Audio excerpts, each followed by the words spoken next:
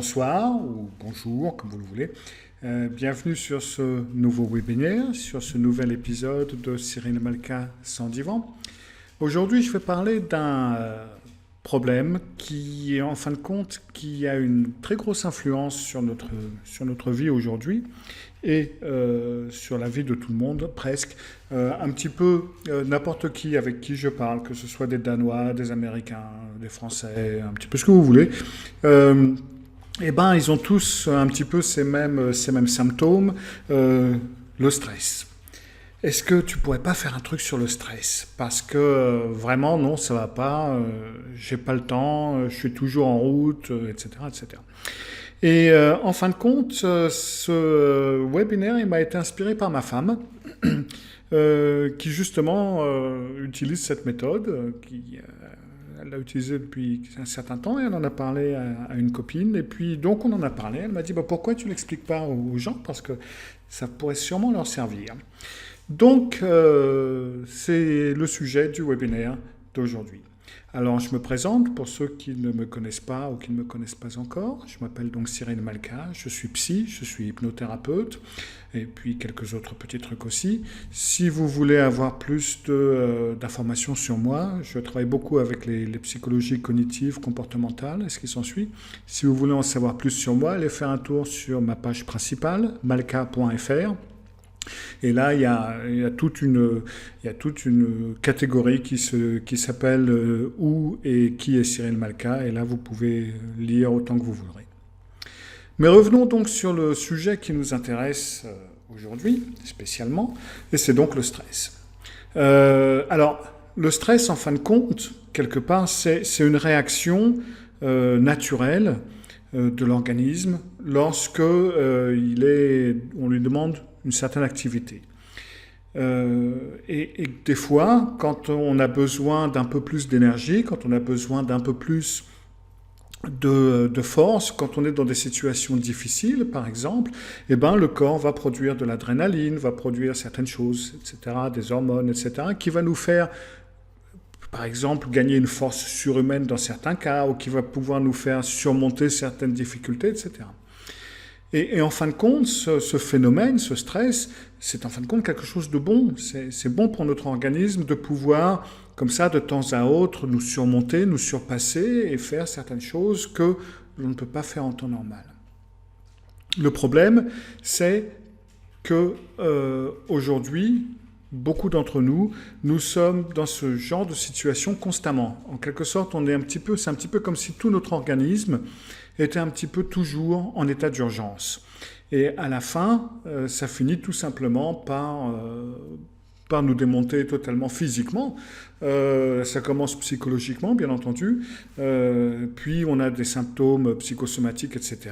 Et si on veut pas, si on refuse de s'aligner, eh ben c'est notre organisme qui dira stop de toute façon.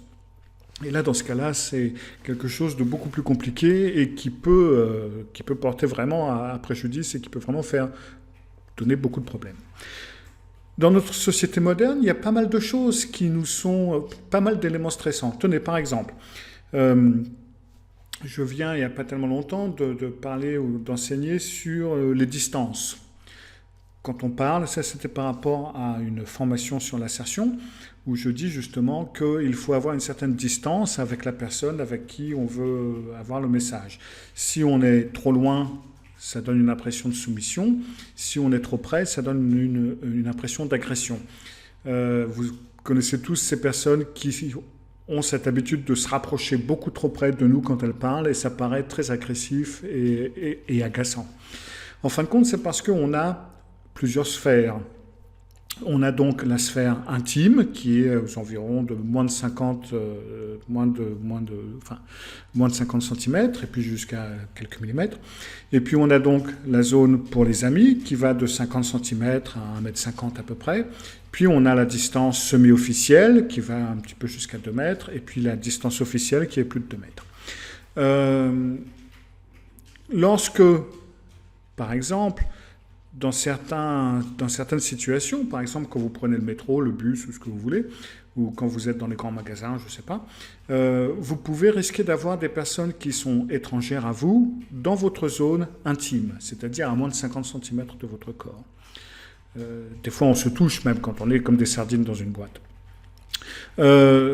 Donc, dans ce cas-là, qu'est-ce qu'on fait? Eh ben, on se perd un petit peu dans son iPod et on écoute mes podcasts ou de la musique, ou on place son regard un petit peu sur l'infini, comme si on regardait quelque part ou un point qui n'existe pas.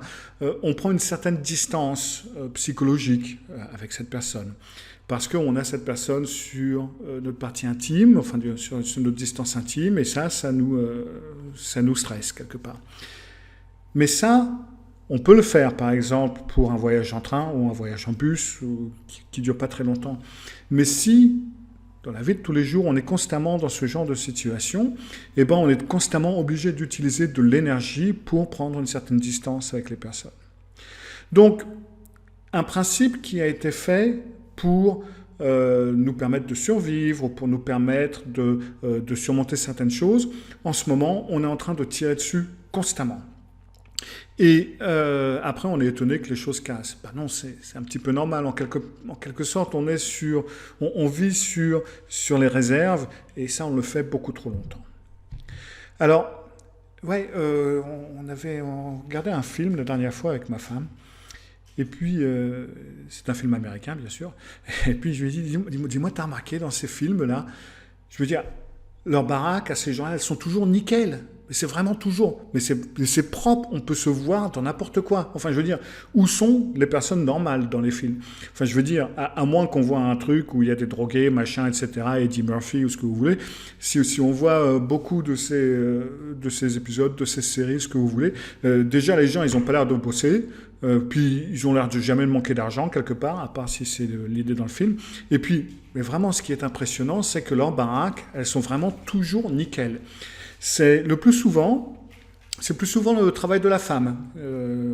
Mais ça, c'est pas un problème. Hein. Elle peut gérer et la maison, et les enfants, et le travail, et même être une merveilleuse amante, ce que vous voulez.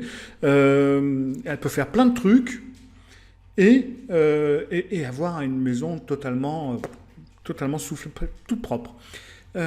Et quelque part, surtout dans ce cas-là, pour ce qui est des femmes, eh ben c'est un petit peu comme si beaucoup de femmes ont un petit peu cet idéal de pouvoir, de vouloir un petit peu avoir la maison parfaite, les enfants parfaits, le mari parfait, la vie parfaite, enfin bref, et après elles sont étonnées qu'elles stressent. Pour les hommes, c'est un petit peu différent. Pour les hommes, ça aussi, c'est quelque chose qui est pas mal véhiculé par pas mal de films ou de séries, ce que vous voulez. C'est vraiment l'homme qui peut bosser très longtemps, qui peut gagner beaucoup d'argent, mais qui est néanmoins très compréhensif envers sa femme, qui est un papa gâteau avec ses enfants. Quand les enfants ils font une connerie, il lui explique qu'il ne faut pas la faire, et l'enfant comprend et il ne la refait plus. Enfin, je veux dire, on les trouve où ces enfants? Je ne sais pas si vous en avez, mais généralement, c'est pas comme ça que ça se passe. Mais là aussi, sur le côté de l'homme, il y a cette espèce de syndrome de papa parfait, d'homme parfait, qui peut vraiment aussi tout gérer, un petit peu sur un autre point de la vie que la maman ou que la femme, mais quand même une personne vraiment digne de Superman, quoi. Alors qu'en fin de compte, si on est une maman normale, plus ou moins, eh ben généralement les choses, c'est un petit peu toujours le bordel. Les enfants, ils n'ont pas rangé, le ménage, il n'est pas fait, on a oublié la lessive, machin, etc. On court de droite à gauche, et puis on a l'impression, quand la journée est passée quelque part, que on n'a pas fait les trois quarts de ce qu'on devait faire, quoi. Et puis, quand le mari rentre à la maison et qu'il voit le bordel, il dit « Mais qu'est-ce que tu as foutu aujourd'hui ?» Oui, j'ai été à la poste. Aller à la poste, ça prend pas toute la journée. Eh bien si, quand il y a une queue de 10 000 personnes, ça prend toute la journée. Donc il y a comme ça tout un tas de choses qui s'accumulent et donc qui font qu'en fin de compte, quelque part entre la réalité et le rêve que l'on en a en tant que femme, par exemple, c'est assez différent. Pour les hommes, c'est plutôt l'esprit de Tintin, comme je l'appelle, qui a la mainmise sur les hommes. Et ce que je veux dire par là, c'est que Tintin, il est très, très bien, il est très gentil, il est aimable, il aide, il s'occupe de plein de trucs, il fait plein de trucs pour les autres, quelque part. Ben oui, mais c'est facile, il n'est pas marié, il n'a pas de môme. Donc, il peut. Là où les problèmes commencent, c'est quand M. Dupont commence à faire la même chose, c'est-à-dire être l'ami des amis, être toujours là pour eux, être toujours celui qui prend la garde supplémentaire ou les heures supplémentaires au bureau, et puis il n'a pas le temps de faire ceci, il n'a pas le temps de faire cela. Et puis, dans ce cas-là, donc c'est un petit peu l'esprit de Tintin, vous voyez ce que je veux dire. Donc, il n'est pas vraiment à la maison. Et même chose, généralement, les enfants, ils ne les voient pas trop, quoi. Il n'a pas trop le temps. Donc, quelque part, on a certains idéaux qu'il faudrait peut-être réviser sur certains points pour les rendre un petit peu plus normaux. Et puis, on a donc la réalité à côté. Alors, pour se sortir un petit peu de ce cercle vicieux ou de ce courant qui nous entraîne, que faire? Eh bien, la première des choses, c'est de vous arrêter un instant. Stop, tout simplement, tout arrêter un instant. Je ne sais pas quel âge vous avez peut-être 30 ans, 40 ans. Est-ce que vous voulez vivre comme ça les 40 prochaines années de votre vie à 100 à l'heure, sans avoir le temps de faire quoi que ce soit, sans vivre la vie, sans voir vos enfants grandir, sans comprendre ce qui se passe autour de vous?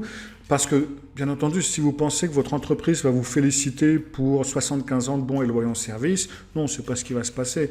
Arrivé à l'âge de la retraite, vous allez prendre un coup de pompe dans le derche, et puis ça y est, on n'en parle plus. Toute cette loyauté, là, quelque part, elle n'est pas toujours mise au bon endroit. Donc il est grand temps de s'arrêter un instant et d'essayer de faire un petit peu le point sur tout ce que vous faites et surtout sur ce que vous ne faites pas. Et donc, la recette Malka, vous la connaissez maintenant aujourd'hui, parce que je la répète presque dans toutes mes vidéos, papier, crayon. Ou alors, bloc-notes sur ordinateur, je ne suis pas sectaire, ce n'est pas un souci. Mais quelque chose pour écrire et pour commencer à restructurer quelque part votre quotidien. Alors, papier-crayon, et puis mettez à quoi vous utilisez le temps sur une journée et sur une semaine, par exemple. Éventuellement sur 2 ou 3 semaines, ou voire un mois. Mais vraiment, faites un tableau de comment ressemble votre journée, avec votre travail, le temps que vous passez à votre travail, le temps que vous passez dans les transports par jour, le temps que vous utilisez pour l'hygiène personnelle, pour vous laver, pour laver les enfants, enfin bref, le temps que vous passez à ça. Le temps que vous passez pour préparer les repas et pour les manger. Bon, je ne compte pas, bien entendu, si vous mangez en ville au travail, vous comptez ça éventuellement comme temps de travail, parce que ça, c'est pas vraiment, ça nous aidera pas vraiment. Mais le repas que vous prenez le soir, par exemple, combien de temps ça vous met à le faire et combien de temps ça vous met à le manger? Combien d'heures de sommeil vous avez besoin? Combien d'heures de sommeil vous prenez? Combien de temps vous passez au nettoyage de la maison, l'entretien, je ne sais pas, de votre voiture, de votre jardin, de votre appartement, ce que vous voulez. Le temps que vous passez pour faire les courses par jour, si vous faites vos courses tous les jours ou par semaine, etc. Enfin bref, vous faites un planning très détaillé du temps que vous utilisez par jour et par semaine pour faire tout ce qu'il vous faut faire au cours d'une semaine normale. Une fois que c'est fait, et c'est là où est le truc de ma femme, c'est que vous prenez 1 heure pour vous par jour. Alors, on commence déjà les objections. Non, 1 heure, mais je vais la prendre où? Vous allez la prendre là où vous pouvez la prendre. Si vous faites vos courses 1 fois par jour, arrangez-vous pour les faire 1 fois par semaine, ou 2 fois par semaine au maximum, etc. Voyez comment vous pouvez, oui, comme Henrik me dit, et le temps occupé par les médias sociaux, Facebook en particulier. Oui, déjà, si vous balancez le temps que vous passez sur Facebook, là, vous pouvez facilement grappiller 1 heure en tout cas. Donc, 1 heure pour vous, chaque jour. Mais c'est vraiment 1 heure qui vous appartient à vous.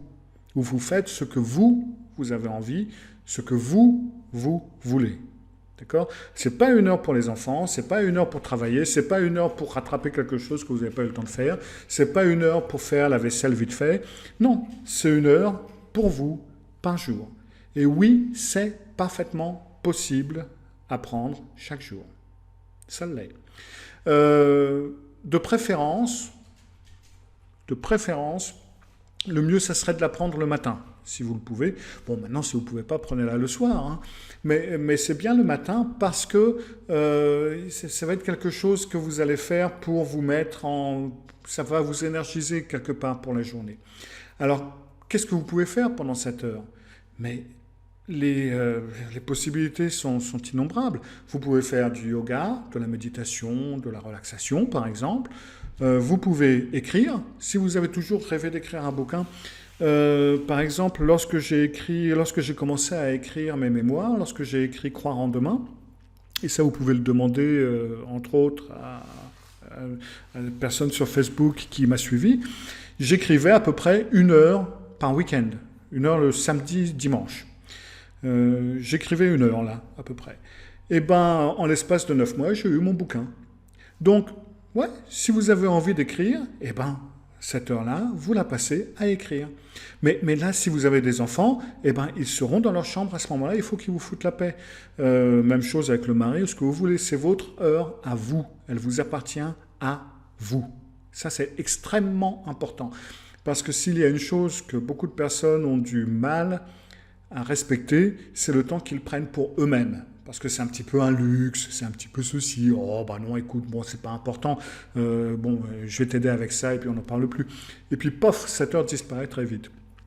Et en fin de compte, si, c'est une heure extrêmement importante parce que, encore une fois, si vous ne levez pas le pied, c'est votre organisme qui, à un moment donné, dira stop. Et là, dans ce cas-là, croyez-moi, vous allez la sentir passer.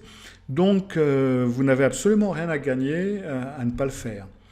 Vous pouvez aussi, je ne sais pas, prendre une formation dont vous avez toujours rêvé faire, mais que vous n'avez pas eu le temps parce que, oh ben non, j'ai jamais le temps, j'ai pas le temps de faire ce genre de choses. Si, vous avez le temps, 1 heure par jour, vous avez des leçons vidéo sur à peu près tout aujourd'hui sur le net que vous pouvez trouver pour enrichir et pour agrandir votre horizon. Peut-être une formation pour faire un nouveau boulot. Ben oui, ça risque de vous prendre 4 ans au lieu de vous prendre 1 an, mais que vous n'êtes pas pressé, vous passez votre heure à ça, c'est bien, ça vous fait avancer, ça vous fait plaisir, vous aimez, et ben c'est bon. Vous pouvez courir ou faire du sport ou ce que vous voulez, une activité physique qui vous plaît, que vous aviez laissé tomber, que vous aimeriez bien reprendre. Mais j'ai jamais le temps. Mais si vous l'avez le temps, si vous le prenez, vous l'avez. C'est surtout dans ce sens-là qu'il faut le faire. Ce qui est extrêmement important dans tout ça, c'est qu'il faut que ce soit une activité physique ou mentale, ou une activité physique et mentale. C'est-à-dire que, par exemple, prendre 1 heure pour regarder la télé, non, ça ne marche pas. Prendre 1 heure pour écouter de la musique, oui, parce que ça a une certaine forme de détente et votre mental est en fin de compte en activité. Mais 1 heure à faire de l'entertainment ou des loisirs passifs, non, c'est pas une bonne idée. Il faut que ce soit quelque chose où vos petites cellules grises, si on veut dire ça comme ça, rentrent en route ou sont activées ou fonctionnent ou en fin de compte sont en activité. Ou alors, si vous le voulez aussi, ou si vous préférez que ce soit une activité physique. Et ça peut être donc les deux. Mais il ne faut pas que ce soit quelque chose de totalement passif. Parce que là, dans ce cas-là, on revient affalé sur le canapé en train de voir un match de foot. C'est pas trop la méthode pour se détendre vraiment, en fin de compte. Alors, là où est le truc, et ce qu'il faut bien comprendre dans tout ça, c'est qu'il va vous falloir restructurer vos priorités. Très souvent, voire trop souvent, on se met soi-même au dernier plan. On se met soi-même au fond de un peu tout. Ah mais j'ai pas le temps, il faut que je fasse ceci, il faut que je fasse cela, il faut que je fasse la vaisselle, il faut que j'écrive ce rapport, Non, si c'est votre heure, c'est votre heure.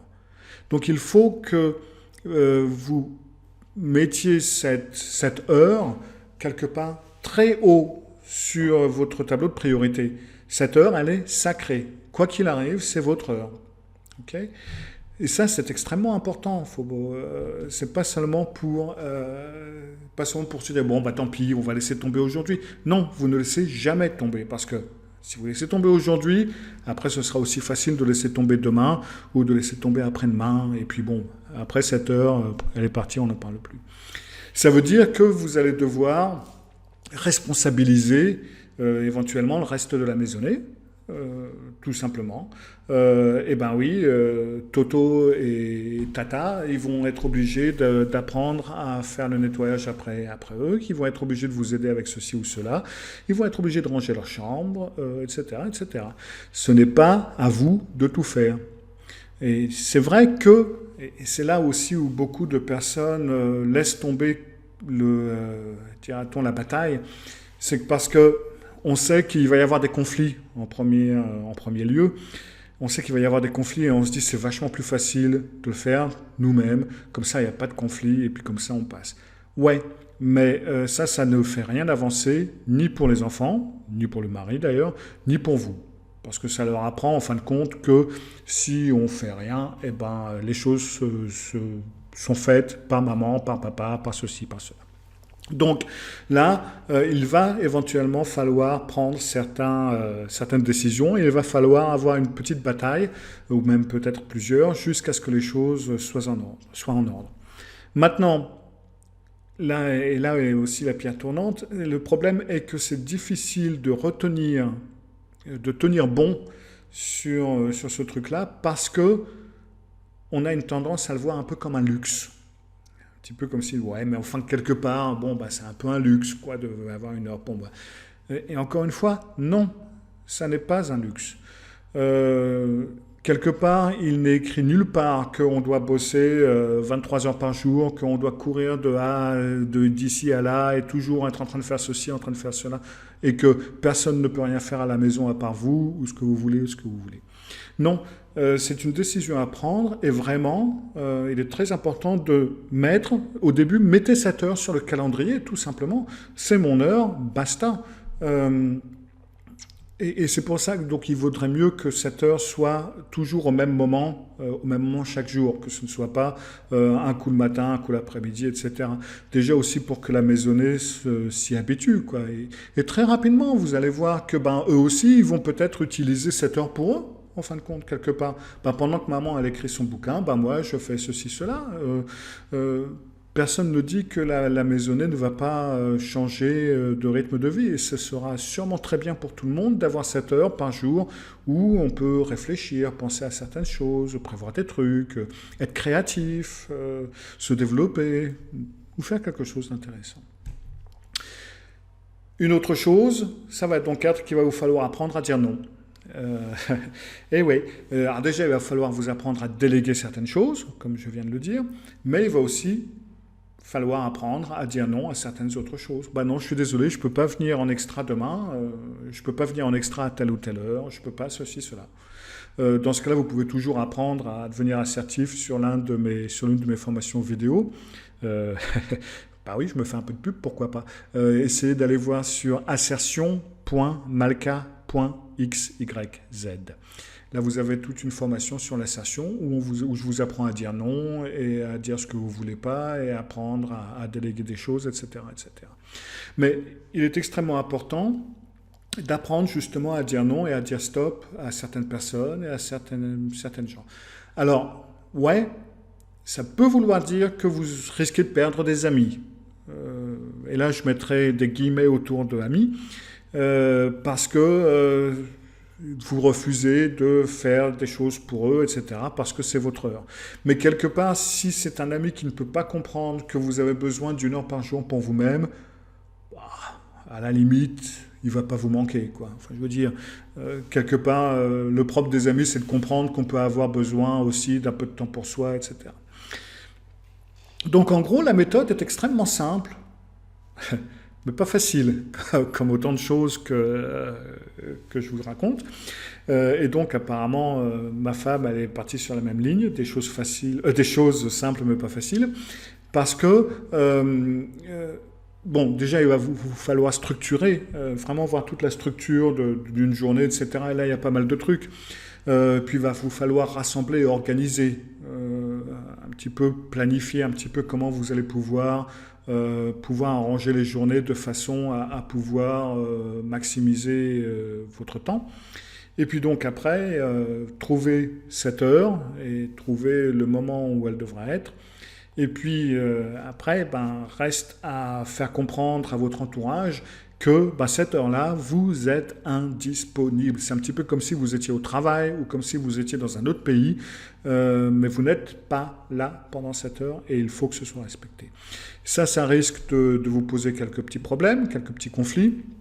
Mais une fois les conflits passés, une fois la chose acceptée, les choses, en fin de compte, vont toutes seules.